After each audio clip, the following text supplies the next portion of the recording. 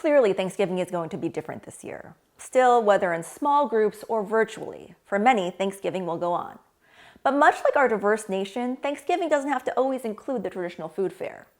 For me, as a Korean American, we always had this spicy looking red stuff, kimchi, right next to the turkey.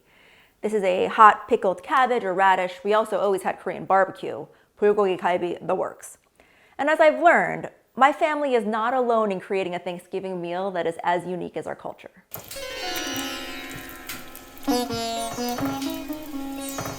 You know, I grew up in the Midwest. I grew up in Ohio, in a town called Centerville. It's a suburb of Dayton.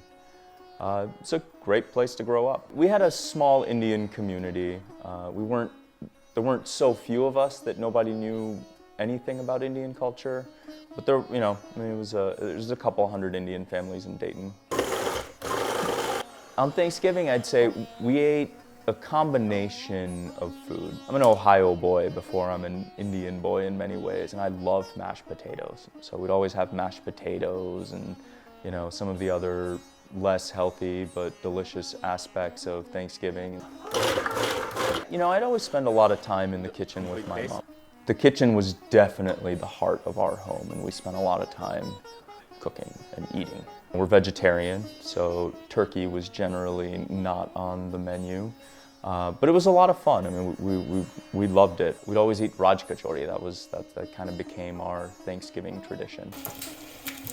It is a very large fried bowl, essentially, with all sorts of fillings. We put chole in there, which is like a chickpeas, seasoned chickpeas, yogurt, with dahi bada, which is like a dumpling that gets soaked in yogurt.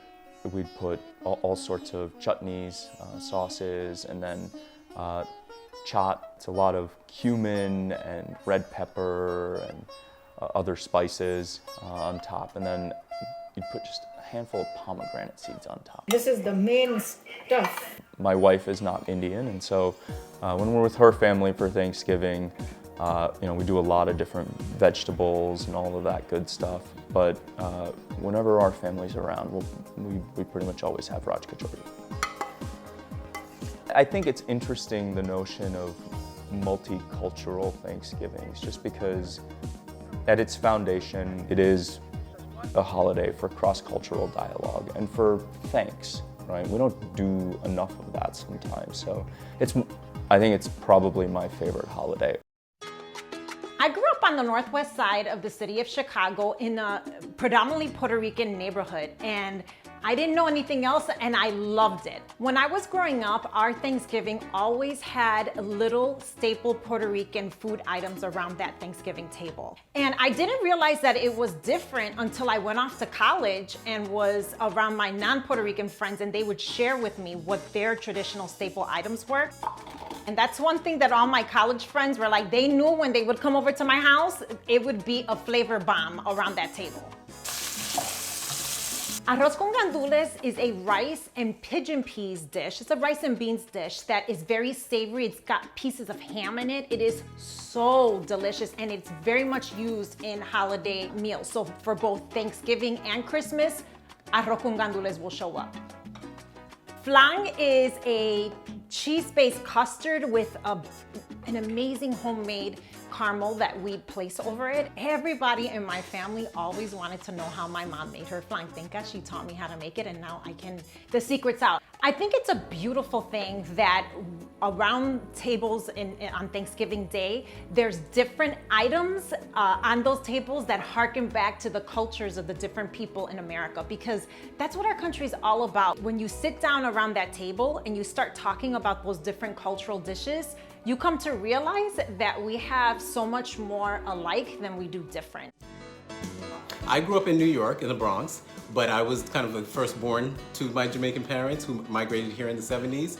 And so I kind of got the best of both worlds, I love to say. When I would go back to school and after the Thanksgiving break, and I'd share with everybody, be talking about what they ate for the holiday and what have you, and what was served.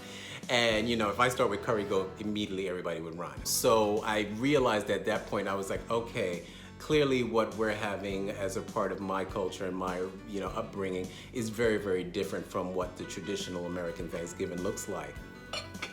Coconut rice and peas, without a shadow of a doubt. You will definitely have coconut rice and peas on the table. It's eaten regularly, but Sundays are considered holidays in the Jamaican household. So what you have on a Sunday night, it doesn't pretty much mirror any other day of the week. The festival, it's kind of like a fried dumpling, like maybe like a cornmeal fried dumpling. And so you get really like, your hands are in there in terms of kneading the dough. And then you take that and deep fry it, and everything is delicious deep fried. Food definitely, brings us together, regardless of what, culture you're from. I just think the idea of tasting food and enjoying it, it brings people together, and that definitely is the spirit of Thanksgiving. We're in America,